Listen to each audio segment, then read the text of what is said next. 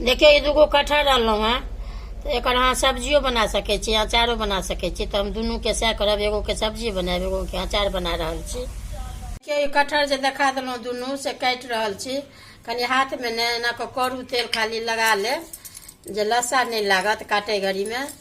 तो ई हम अहाँके ई एना के से काटि रहल छी। आ ई जेना कि एगो देखियो एगो होइया काटि के होइया एहन एहि टाइप के अचार बना रहल छी।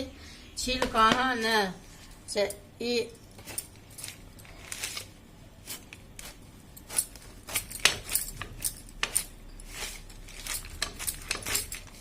देखियो एते मतलब अहिना छील के अपन जेना सुविधा हेतै एना छील लेब।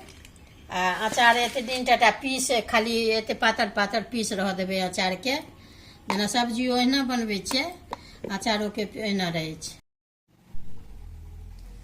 देखियो ई कटहर जे देखलहुँ काटबै तऽ काटत। तो ई देखियो एहिमे मसाला दऽ रहल छै। ई धनी के बुकनी 1.5 चम्मच, ई सरिसो के अछि, मिरचाई के अछि। आ ई अहाँके जीर मेथी मंगरैल सबटा पीसल अछि। आ ई अहाँके नून अछि, ई हरैद अछि। आ ई अहाँके आमचूर्ण अछि। जेना आम अहाँ नहीं देबऽ चाहे छियै तऽ आमचूर्नो दऽ कऽ बना सकै छियै। ई नून अछि तऽ ई हम सबटा आब दऽ रहल छियै एहिमे अचार में, कटहर के अचार में।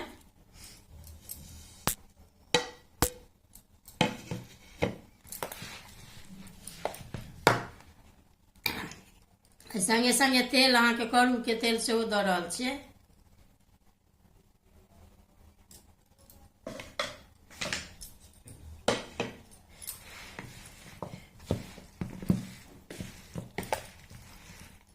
देख